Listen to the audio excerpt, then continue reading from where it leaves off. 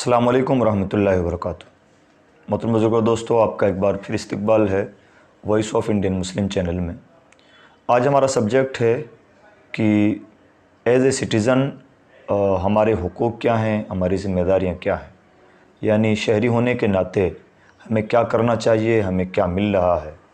اس موضوع پر بہت کم بات ہوتی ہے، تو ہم امید کرتے ہیں کہ آج کا ہمارا یہ موضوع ہم سب کے لیے بڑا اہم ہوگا۔ ہمارا ملک جہاں پر بھی ہم رہتے ہیں، ہمیں وہ سب کچھ ملتا ہے جو ایک انسان کو باوقار اور اچھی زندگی گزارنے کے لیے ملنا چاہیے۔ پکی سڑکیں، کشادہ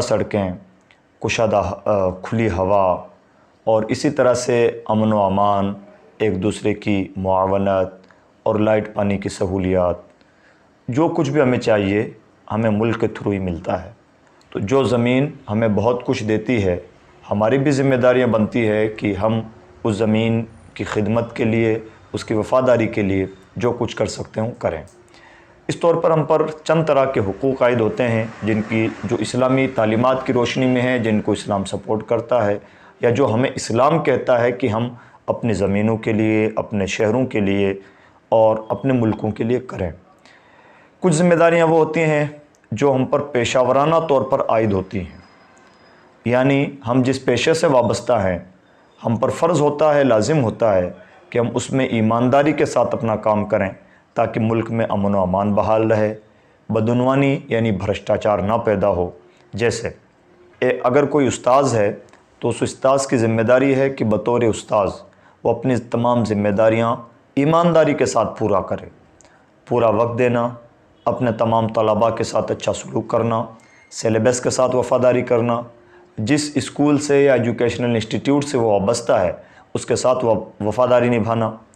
استاذ سے بھی پہلے ہم باپ کی حیثیت سے ہوتے ہیں، تو ایک باپ کی ذمہ داری بنتی ہے کہ اپنی اولاد کی تربیت اور اٹھان وہ اس انداز سے کرے کہ اس کی اولاد اپنے وطن کے لیے، اپنے شہر کے لیے، قوم کے لیے، معاشرے کے لیے وفادار ثابت ہو۔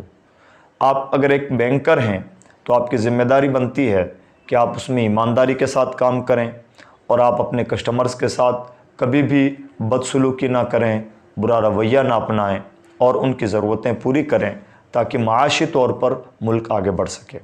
اگر آپ کوئی صنعت کار ہیں، آپ بزنس مین ہیں، آپ کسی بھی میدان سے جڑے ہوئے ہیں، اگر آپ اپنے شہر میں ایک نارمل ٹھیلا بھی لگاتے ہیں تو آپ کے اوپر کچھ اخلاقی تقاضے عائد ہوتے ہیں، اور ان کو آپ کو بہرحال پورا کرنا ہوگا، اپنے ان پیشہ ورانہ ذمہ داریوں کو نبھانا ہوگا تاکہ ملک میں امن و امان برقرار رہے، معاشرہ ٹھیک طرح سے چلتا رہے، بدعنوانیاں نہ پیدا ہوں، شہریوں کو آپ کی وجہ سے کوئی تکلیف نہ ہو، اور آپ کی وجہ سے بے ایمانیاں، بھرشٹاچار، بدعنوانیاں اور بدامنیاں عام نہ ہوں۔ اسی طرح سے پیشہ ورانہ ذمہ داریوں کے علاوہ ہم پر بطور فرد بھی کچھ ذمہ داریاں عائد ہوتی ہیں۔ فرد کی حیثیت سے ہم پر یہ عائد ہوتا ہے کہ ہم ٹریفک قوانین کی پابندی کریں، ہم وقت کی پابندی کریں، کہیں پر بھی لیٹ شیٹ نہ ہوں۔ اسی طرح سے اگر کہیں کوئی لائن میں لگے ہوئے ہیں تو قطار میں لگے ہوئے ہیں تو قطار کی پابندی کریں، یہ بھی ہمارے اوپر بحیثیت فرد ایک ذمہ داری ہے۔ خواتین کا احترام ہو، اور جو بھی ہمارے اوپر ذمہ داریاں عائد ہوتی ہیں وہ ذمہ داریاں پوری کریں۔ اپنے ملک کے لیے، اپنے گھر کے بچاؤ کے لیے جو تدبیریں اپنا سکتے ہیں وہ تدبیریں اپنائیں، خرچے کم کرنے کے لیے جو طریقے اپنائے جا سکتے ہیں وہ طریقے اپنائیں، معاشرے میں امن و امان، ترقی کے لیے جو کچھ کر سکتے ہیں وہ سب کچھ کریں۔ یہ ہماری ذمہ داریوں کا حصہ ہے۔ کچھ ذمہ داریاں وہ ہوتی ہیں جو ہم پر بطور فرد بھی عائد ہوتی ہیں اور بطور پیشہ بھی عائد ہوتی ہیں، یعنی مشترکہ طور پر وہ ذمہ داریاں ہم پر عائد ہوتی ہیں۔ جیسے کسی کی سفارش نہ کرنا، رشوت نہ لینا، کسی کو نظر انداز نہ کرنا، کسی کو کمزور سمجھ کے اس کا مس یوز نہ کرنا، اقربا پروری نہ کرنا، اور اپنے پیشے کے ساتھ یا جو بھی چیز ہم پر لاگو ہوتی ہے، جو بھی حق ہم پر عائد ہوتا ہے، اس میں کوئی کوتاہی نہ برتنا، بدعنوانی نہ کرنا۔ یہ ہم پر بطور فرد بھی عائد ہوتی ہے ذمہ داریاں، اور بطور پیشہ بھی عائد ہوتی ہیں۔ دونوں اینگل سے ہمیں یہ بیلنسنگ رکھنی ہوگی تاکہ ملک ایک باوقار انداز سے آگے بڑھ سکے، اور ہم بطور شہری बावकार ज़िंदगी जी सकें, हमारी वजह से दूसरे लोगों का वक़ार, दूसरों की तरक्कियाँ, दूसरों की इज़्ज़तें मुतासिर ना हों। ये वो ज़िम्मेदारियाँ हैं जो कहीं हम पर बतौर पेशा आयद होती हैं, कहीं बतौर फ़र्द आयद होती हैं, कहीं बतौर मुआशरा आयद होती हैं। इस तरह की हज़ार ज़िम्मेदारियाँ हमारे दाएँ बाएँ हर वक्त फैली हुई हैं। अगर हम समझदार हों, हसास हों और अपनी ज़िम्मेदारियों के तईं ईमानदार हों तो अपनी ज़िम्मेदारियाँ निभाने में कोई कोताही नहीं बरतेंगे और हमें बरतना भी नहीं चाहिए। मैं उम्मीद करता हूँ कि इस एंगल से हम पूरी अपनी ज़िम्मेदारियों को पूरा करेंगे। अब आइए हम पर ज़िम्मेदारियों का कुछ और भी एक सिलसिला है जो आयद होता है। मैं चाहूँगा कि बतौर इख्तिसार नंबर वाइज आप उन ज़िम्मेदारियों को समझ लें और बतौर शहरी, बतौर मुआशरती अपनी उन ज़िम्मेदारियों को पूरा करें ताकि कोई भी डिसबैलेंस ना हो। अज़ीज़ दोस्तों, अब आइए ज़िम्मेदारियों का एक और रुख देखते हैं। हम पर जिस तरह से बतौर फ़र्ज़ ज़िम्मेदारियाँ आयद होती हैं, बतौर मुआशरत ज़िम्मेदारियाँ आयद होती हैं, कुछ ज़िम्मेदारियाँ बतौर मुल्क आयद होती हैं जो जमहूरियत का तकाज़ा है और वो हमारे साथ हर वक्त जुड़ी हुई हैं। उन ज़िम्मेदारियों को बतौर इख्तिसार नंबर वाइज समझ लें ताकि हम अपनी ज़िम्मेदारियों को ठीक से पूरा कर सकें और एक सच्चे और अच्छे नागरिक होने का हक़ अदा कर सकें। हमारी पहली ज़िम्मेदारी बनती है कि हम मुल्की कवानीन को बुनियाद बना करके अपनी ज़िंदगी गुजारें, यानी ज़िंदगी के किसी भी मोड़ पर कोई ऐसा काम ना करें जिससे मुल्क का कानून पामाल होता हो, जिससे मुल्क की फ़ज़ा मुकद्दर होती हो या जो कानूनी तौर पर जुर्म के दायरे में आता हो। नंबर 2, हमारी ज़िम्मेदारी बनती है कि हम जिस जमहूरी निज़ाम में ज़िंदगी गुजार रहे हैं उसको सपोर्ट करें, उसकी तायद करें और उस जमहूरी निज़ाम में हमें जो आज़ादी दी गई है, जो एहतराम सिखाया गया है, दूसरों के साथ हुस्न सलूक के साथ पेश आना, बराबरी का सलूक करना, अपने पेशों के साथ ईमानदारी निभाना, इन तमाम चीज़ों में कोई कोताही न बरतें। यानी हम पर बाहैसियत फ़र्द और बाहैसियत मुआशरा जो ज़िम्मेदारियाँ आयद होती थीं, बतौर जमहूरियत भी उन ज़िम्मेदारियों को हम ठीक अंदाज से पूरा करें। नंबर 3, हमें एक मुहिब्बे वतन और वतन दोस्त होकर के अपनी ज़िंदगी जीनी चाहिए। वतन के लिए क़ुरबानी देने, मुआशरे के लिए क़ुरबानी देने का जज्बा हमा वक्त हमारे दिलों में मौजूद हो और उसी के साथ ये चीज़ भी होनी चाहिए कि हम मुहिब्बे वतन होने का या वतन दोस्ती का मिसयूज़ ना करें, ब्लैकमेलिंग ना करें, किसी की वतन दोस्ती में किसी भी तौर पर शुबहा ना करें। ऐसा नहीं होना चाहिए। ये किसी भी नागरिक को कोई हक़ नहीं है कि कोई किसी की वतन दोस्ती पर रिमार्क करे, किसी की वतन दोस्ती पर सवालिया निशान खड़ा करे। तमाम लोग जो मुल्क में रहते हैं, हमें ज़हनी फ़िक्री तौर पर ये मान के चलना चाहिए जब तक कि कोई वाज़ेह प्रूफ ना मिल जाए कि मुल्क में रहने वाले तमाम लोग वतन दोस्त हैं, मुल्क के तईं वफ़ादार हैं। आम लोगों को कोई हक़ नहीं पहुँचता कि वो किसी को वतन दोस्ती का या वतन दुश्मनी का सर्टिफिकेट बाँटें। नंबर 4, हम सबको इस्लामिक एंगल से और एक जमहूरी नुक्ता नज़र से रिज़्क़ हलाल के लिए कोशा रहना चाहिए। रिज़्क़ हलाल की जो टर्म इस्लाम ने हमें दी है, अगर हम उसकी पाबंदी करते हैं तो हम बतौर जमहूरियत और बतौर वतनियत भी बहुत सारे हुकूक अज़ खुद अदा कर रहे होंगे। रिज़्क़ हलाल का मतलब ये होता है कि कोई रिश्वत ना ली जाए, किसी की सिफारिश ना मानी जाए, जिसका जो हक़ है उसे वो दिया जाए, अक़रबा परवरी ना हो और कोई भी भेदभाव ना हो। जो जिसका हक़दार है उसे वो मिलेगा, जिसका जो हक़दार नहीं है, रिश्वत, दबाव या किसी भी सिफारिश के बहाने उसको हक़ नहीं दिया जाएगा। यही रिज़्क़ हलाल का तरीका है। रिज़्क़ हलाल का दायरा और भी वसी हो जाता है कि आप किसी भी जहत से कोई भी गलत काम ना करें, किसी के साथ धोखाधड़ी ना करें, माल को, कमज़ोर माल को छुपा करके ना बेचें, ऐबदार माल को आम ना करें और इसी तरह से लोगों की आंखों में धूल ना झोंकें। कहीं पर भी प्राइस में आप भेदभाव ना करें या बेईमानी का मुजाहरा ना करें। वो सब रिज़्क़ हलाल के दायरे में है। एक रेगुलर इस्लाम की टर्म है और उसका दायरा बहुत वसी है जिसको हमें इस्लामिक स्कॉलर से ठीक से समझ लेना चाहिए। नंबर 5, एक तालीम याफ्ता शहरी ही मुल्क की और मुआशरे की तरक्की की ज़मानत बन सकता है। तो हमें अपने सर ये ज़िम्मेदारी ओढ़नी होगी कि अपने आप को तालीम याफ्ता बनाएंगे, हम अपने बच्चों को तालीम याफ्ता बनाएंगे, अपने मुआशरे को तालीम याफ्ता बनाएंगे और आखिर में अपने पूरे मुल्क को तालीम याफ्ता बनाने की तरफ कदम बढ़ाएंगे। یعنی تعلیم میں قربانیاں دینا، تعلیمی طور پر اپنا اثار پیش کرنا، یہ ہمارا ریگولر ایک فریضہ ہے جسے ہمیں ہر سطح پر اپنی بساط کے مطابق ادا کرنا ہوگا، اپنی ذات، اپنا کنبہ، اپنا معاشرہ اور اپنا ملک، جس جہت سے بھی، جس طرح سے بھی اس میں ہم کنٹریبیوشن دے سکتے ہیں ہمیں دینا ہوگا۔ نمبر 6، شہریوں کو ہر حال میں ملک کے قوانین کی پابندی کرنی ہوگی۔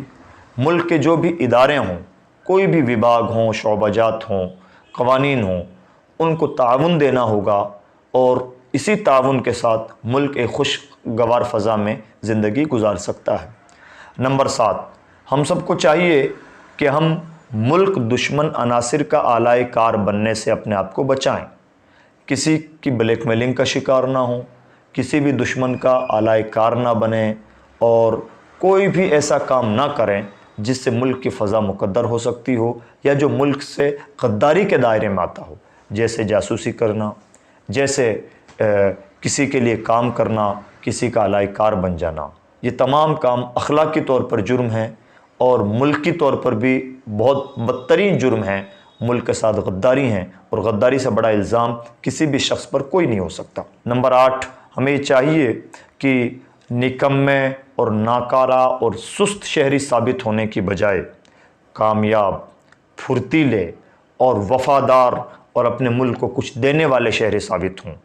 ملک اور اس دنیا نے ہمیں بہت کچھ دیا ہے، ہم جس فضا میں بھی زندگی گزار رہے ہیں، یہ لائٹ پانی کا انتظام کسی نے کیا ہے، ٹیکنالوجی کا انتظام کسی نے کیا ہے، کمیونیکیشن جس کے تھرو بند کمرے میں ہونے والی باتیں پورے معاشرے میں پہنچ جا رہی ہیں، یہ اسباب و وسائل کسی نے فراہم کیے ہیں۔ ہمیں بھی یہ چاہیے کہ ہم بھی اس دنیا کو بہت کچھ دے کے جائیں، جس طرح سے دنیا نے ہمیں بہت کچھ دیا ہے، ہم اس کی آسانیوں سے فائدہ اٹھا رہے ہیں، ہم بھی اس دنیا کو دے کے بہت کچھ دے کے جائیں۔ ہمیں اپنے آپ کو ایسا چست، ایسا پھرتیلا، ایسا نالجبل اور ایسا پڑھا لکھا اور ترقی پسند انسان بنانا ہوگا۔ نمبر 9، ہمیں چاہیے کہ ہم ٹیکس چوری سے بھی بچیں، بل کی چوری سے بھی بچیں، یا کسی بھی سطح پر چھوٹی سے چھوٹی، بڑی سے بڑی کوئی بھی چوری چکاری ہو، لائٹ کی چوری، پانی کی چوری، اور اسی طرح سے چھوٹی چھوٹی چیزوں کی گورنمنٹ کی جو چوریاں ہوتی ہیں ان سب سے اپنے آپ کو بچائیں۔ شرعی طور پر یہ چیزیں جرم ہیں، قانونی طور پر اور بدترین جرم ہیں۔ شرعی طور پر بھی ہم زد میں آئیں گے، اسلامی نقطہ نظر سے بھی، اور قانونی طور پر بھی زد میں آئیں گے۔ نمبر 10، ہمیں چاہیے کہ ہم ملک و ملت کی فلاح و بہبود کے لیے ہر وقت کوشاں رہیں۔ ہماری ذات سے کسی کو کوئی فائدہ پہنچ سکتا ہو تو فائدہ پہنچانے میں کوئی کوتاہی نہ برتیں۔ میں یہاں پر بہت اچھے انداز سے پیغمبر اسلام صلی اللہ علیہ وسلم کی حدیث کوٹ کرنا چاہوں گا۔ مسلم شریف میں آپ صلی اللہ علیہ وسلم ارشاد فرماتے ہیں، من استطاع منکم ان ینفع اخاہ فلینفعہ، اگر تم سے یہ ہو سکتا ہے کہ تم اپنے کسی بھائی کو فائدہ پہنچا سکتے ہو تو فائدہ پہنچا کیوں نہیں دیتے؟ کتنی سیدھی سی بات ہے اور کتنا کامن رول پیغمبر اسلام صلی اللہ علیہ وسلم نے بیان فرمایا ہے۔ یہ رول ہماری زندگی کے ہر پہلو پر، ہر موڑ پر نافذ ہوتا ہے، ہمیں اس کو اپنی زندگیوں کا اٹوٹ حصہ بنا لینا چاہیے۔ نمبر 11، ہمیں ہر وقت دوسروں کی مدد کے لیے ذہنی اور فکری طور پر تیار رہنا چاہیے۔ جہاں کہیں بھی مدد کا موقع مل جائے، انسانیت یہ کہتی ہے کہ ہم کسی بھی طرح سے سستی کا مظاہرہ نہ کریں اور علی الفور اپنے اس بھائی کی مدد کریں۔ اگر ہمیں کوئی بیمار مل گیا، اسے ہاسپٹل پہنچانا ہے تو پہنچائیں۔ اگر کوئی غریب مل گیا، اس کے لیے کھان پان کا انتظام کر سکتے ہوں تو کریں۔ اگر کوئی بیمار مل گیا، اس کے لیے دوا دارو کا انتظام کیا جا سکتا ہے، کریں۔ اگر کوئی جاہل مل گیا، اسے پڑھا سکتے ہوں تو پڑھائیں، جس سے جو مدد ہو سکتی ہے۔ بلکہ پیغمبر اسلام کی حدیثوں کے مطابق بات کی جائے تو راستہ چلتے ہوئے اگر راستے میں کوئی تکلیف دہ چیز مل جائے، کوئی کانٹا مل جائے، کانچ مل جائے، پتھر مل جائے، گلیوں میں بہتا ہوا گندا پانی مل جائے جس کا ہم ڈائریکشن چینج کر سکتے ہوں، ہم سے جو ہو سکتا ہے وہ کریں۔ ہر چھوٹے سے چھوٹا، بڑے سے بڑا بھلا کام اسلام کی نظر میں صدقہ ہے، ملت کی نظر میں ملت کی خدمت ہے، ملک کی نظر میں ملک کی سیوا ہے۔ ایسے بھلے کام کرنے سے ہمیں کون روکتا ہے؟ ہماری انسانیت یہ ہونی چاہیے کہ ہر موڑ پر ہم ایسے بھلے کاموں کے لیے ذہنی، فکری اور جسمانی طور پر تیار رہیں۔ 12ویں اور آخری بات یہ ہے کہ ہم سب سے بڑی جمہوریت میں زندگی گزار رہے ہیں۔ ہمارا ملک दुनिया का सबसे बड़ा लोकतांत्रिक मुल्क है। ऐसे में हमारी जिम्मेदारी बनती है कि हम अपनी जमहूरियत को सबसे बड़ी जमहूरियत के रूप में पेश करें। हमारी जमहूरियत में मुसावात होनी चाहिए, ईमानदारी होनी चाहिए, किसी सतह पर कोई बेईमानी ना हो। हम ये मान के चलें कि पूरा मुल्क ईमानदार है और हम वही रवैया अपनाएं। जिस वक्त हमारी मानसिकता ये होगी कि हमारा पूरा मुल्क ईमानदार है, तो इंशाअल्लाह ताला हम भी अपने आप में ईमानदारी का मुजाहरा करेंगे। बेईमानी उस वक्त पैदा होती है जब हम ज़हनी तौर पर ये नापने लगते हैं, परखने लगते हैं कि फ़लाँ भी बेईमान है या फ़लाँ तबका बेईमान है, या मान लीजिए मीडिया बेईमान है, या अफसरशाही में बेईमानी है, या फ़लाँ तबके में करप्शन है, तो फिर हम भी ईमानदारी का मुजाहरा नहीं कर पाते। ये गलत है, ऐसा नहीं होना चाहिए। अगर कोई बेईमानी कर रहा है उसका खमियाजा वो भुगतेगा। हमें किसी एक फ़र्द की बेईमानी को देखकर या किसी एक कैटेगरी के लोगों की बेईमानी को देख करके अपने मुल्क के साथ बेवफाई नहीं करनी है। बेईमानी करना, भ्रष्टाचार करना, लोकतंत्र के साथ उसका अच्छा रवैया और वाजिब रवैया न अपनाना अपने आप में एक बेईमानी है। दूसरों की वजह से आप बेईमान क्यों बनते हैं? उम्मीद करता हूँ कि चलते चलते मैंने जो 12 पॉइंट्स आपके सामने ज़िक्र किए हैं, हम ऐसे अपनी ज़िंदगी में उतारने की कोशिश करेंगे। ये वो पॉइंट्स हैं जो इस्लामिक एंगल से भी हमारे लिए ज़रूरी हैं और इंडियन एंगल से भी हमारे लिए ज़रूरी हैं। अल्लाह रब्बुल इज़्ज़त हम सबको अमल करने की तौफीक अता फरमाए।